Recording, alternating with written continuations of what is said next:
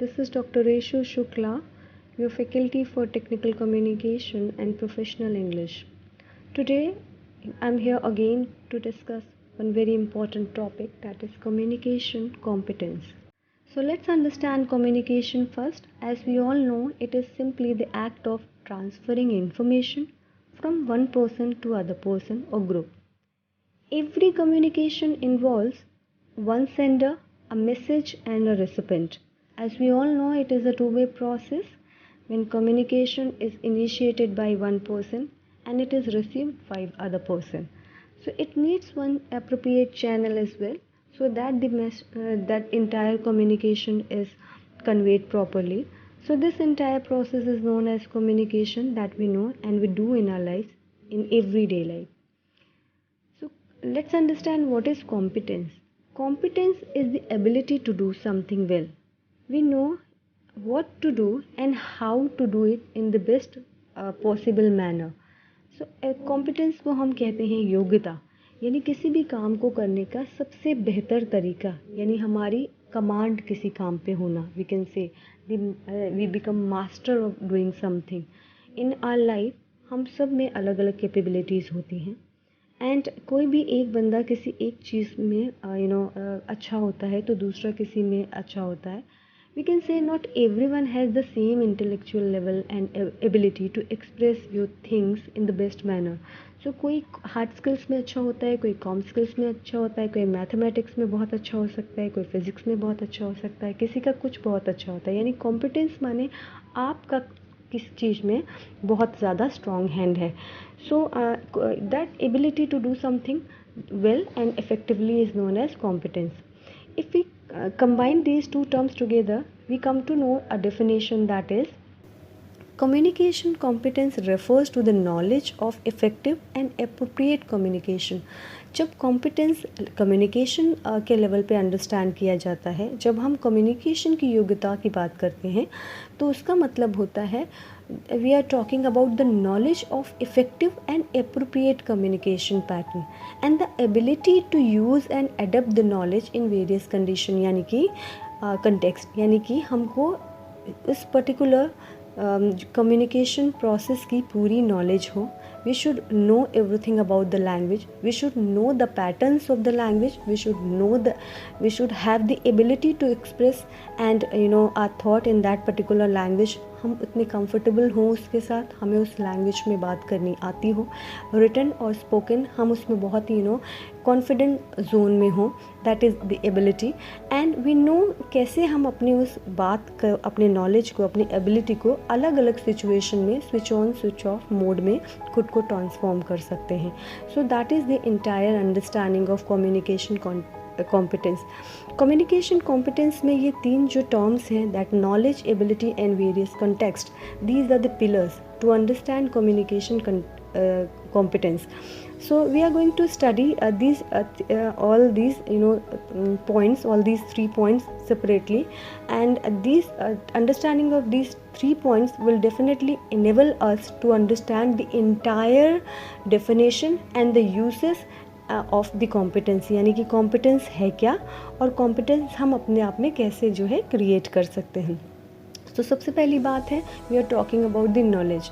Knowledge का मतलब होता है if you are using any language, suppose we use Hindi, we should know how that particular language is being use. यानी कोई भी भाषा उस सोसाइटी में कैसे डेवलप हुई है, उसके फंडामेंटल्स क्या हैं, उसका कम्युनिकेशन का पैटर्न क्या है. अगर उस पर्टिकुलर लैंग्वेज में कोई सेंटेंस कहा जाता है, कोई भी इंफॉर्मेशन अगर हम एक व्यक्ति दूसरे व्यक्ति को देता है, so that information is given by the help of sentences or words. तो वो words and sentences को यूज़ करने का साइंटिफिक या लेक्सिकल लिखने पढ़ने का वो तरीका क्या है, that is known as knowledge. So if we talk about knowledge, it gives us the information कि हम वो कैसे यूज़ करते हैं उस पर्टिकुलर लैंग्वेज को डिफरेंट पैटर्न्स के हिसाब से और उसके फंडामेंटल बेसिक नॉलेज के साथ. The second part of definition of communication competence is the ability. अब हमें नॉलेज आ गई है, we know कि we know the language, but it is very much important that we should be able enough to express in that language. यानी कि बहुत सारे लोग ऐसे होते हैं, यानी हम खुद भी, if you talk about yourself students, तो आप इंग्लिश बहुत अच्छे से समझते हैं, you write your examination copies in English, but at times जब आपसे पब्लिक स्पीकिंग के लिए कहा जाता है, you become nervous, a kind of anxiety dominate करने लगती है आपको। दैट एनग्जाइटी आपकी वो डिलीवरी जो आपका नॉलेज है सेल्फ का, and you know it very well, वो आपको एक्सप्रेस करने नहीं देता, it doesn't come the way you want it to come.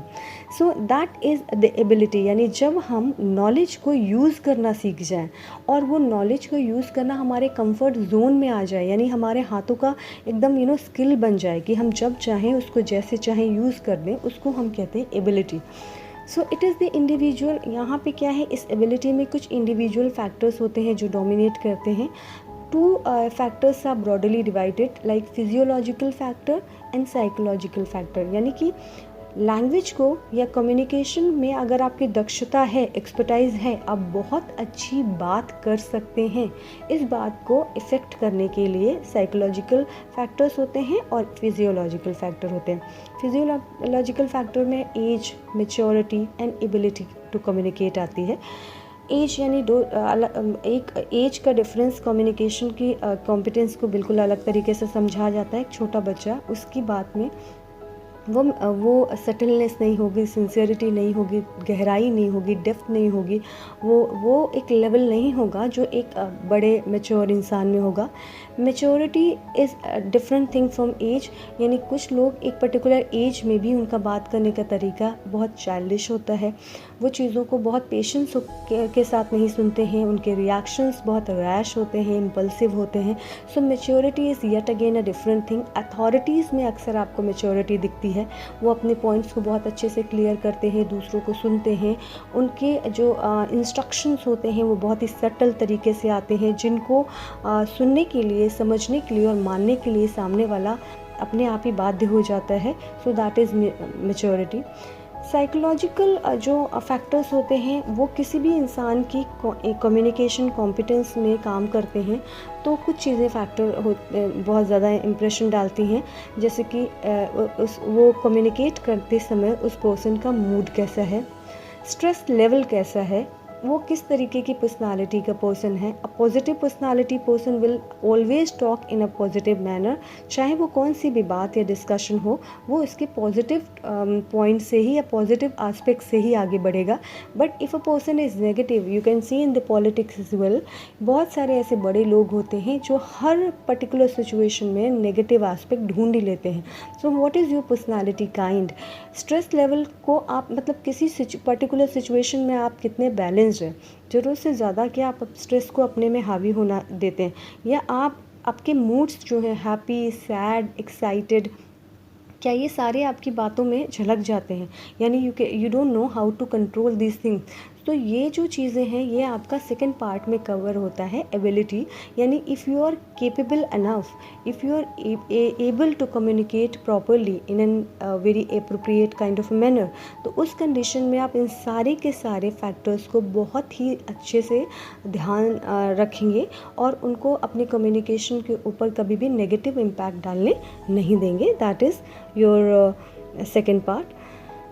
The third part of the definition is ability to adapt to various contexts. Yani now you know you have the knowledge, you have the ability, and also you know how to convert your communication pattern in different occasion. अगर वो occasion जो है आपका बहुत happy वाला है, so your communications will be happy kind of. वो formal है तो यू विल बी फॉर्मल। अगर आपका ओकेजन इनफॉर्मल है तो you will become informal. So it is something कि आपका खुद का पावर, पोजीशन, वर्क का, जॉब का नेचर, आपका सोशल स्टेटस, ये सारी चीज़ें भी बहुत काउंट करती हैं। कभी कभी हम कह सकते हैं कि कोई हेड ऑफ़ द फैमिली है, सोशल स्टेटस में हम कहते हैं कि कोई हेड ऑफ़ द फैमिली है, उसका बात करने का तरीका अलग होगा। कोई सबसे छोटा पर्सन फैमिली का होगा, उसका बात करने का अलग तरीका होता है। बात से ही पता चल जाता है पावर एंड पोजीशन, कभी कोई अथॉरिटेटिव पोजीशन में किसी ऑर्गेनाइजेशन में है तो वो बात कुछ अलग ही बात होगी, एंड कोई एम्प्लॉय है, जूनियर है, फॉलोवर है, तो उसकी conversation and communication competence will be of different level. Work culture भी अलग अलग जगह पे, अगर वो बहुत बड़ी ऑर्गेनाइजेशन है and very reputed kind of organisation है और नेशनल इंटरनेशनल लेवल का उसका रेपुटेशन है, तो वहाँ की कम्युनिकेशन कॉम्पिटेंस अलग ही होगी। एंड कोई लोकल लेवल की बॉडी है, वहाँ की कम्युनिकेशन कॉम्पिटेंस अलग होगी। यू कैन जज it from the media channels as well.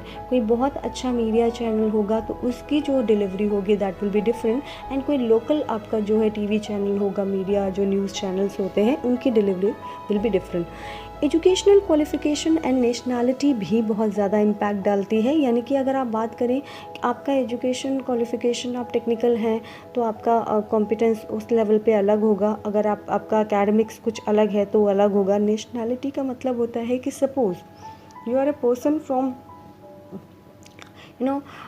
Some Hindi spoken region, तो वहाँ पे, या suppose we are from India, तो हमारी मदर टंग इंग्लिश नहीं है, वी आर नॉट ब्रिटिशर्स। अगर हम वहाँ से होते हैं, इफ़ यू आर अमेरिकन्स या यूरोपियन पीपल, तो उनका इंग्लिश में जो कमांड होगा ज़्यादा होगा, हमसे बेहतर होगा।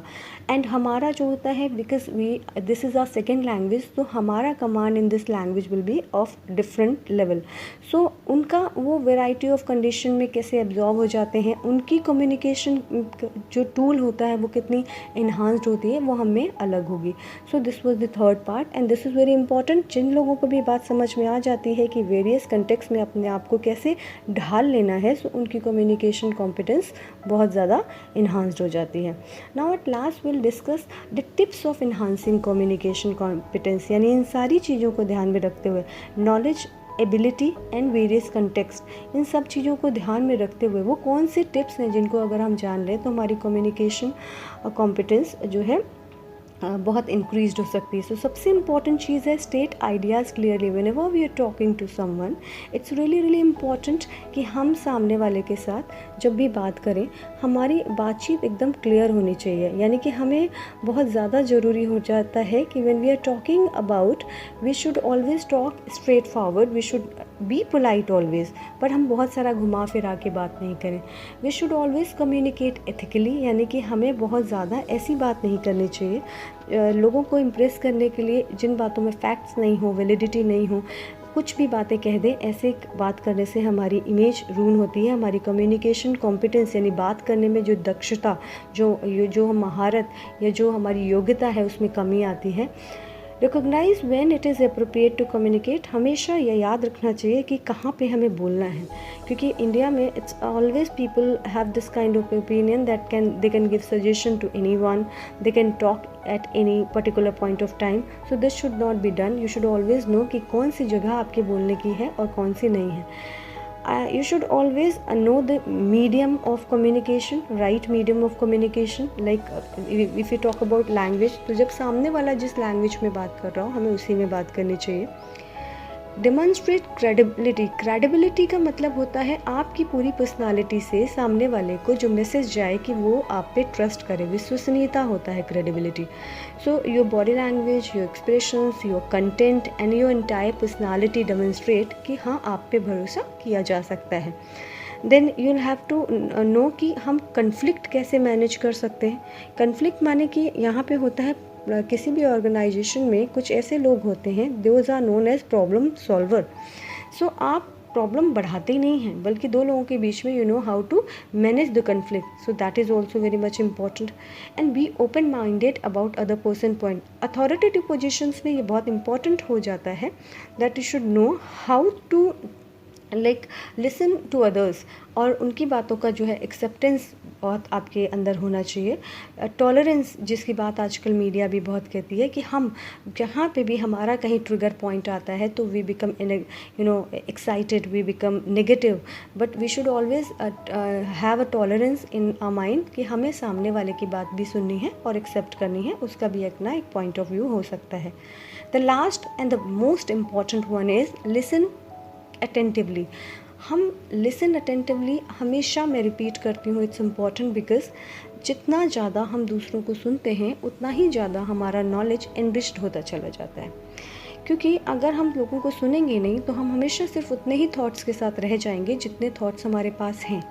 So it's always important to listen to the people so that you should know and many things happening around, and you can take decision out of them. You can create fundamental ideologies. You can understand many things. So listening is very, very important to enrich your knowledge, to broaden your mental horizon. So with this we are going to end this session, and today we have covered the communication competence, and in the next videos we are going to cover the other part of this communication competence, like grammatical competence, sociolinguistic competence and strategy making competence. So ये video आपको कैसे लगा please मुझे comment में करके बता दीजिए, and definitely your feedbacks are really important for me. Please be safe, be at home, keep studying, and like, share and subscribe. Thank you so much. All the best.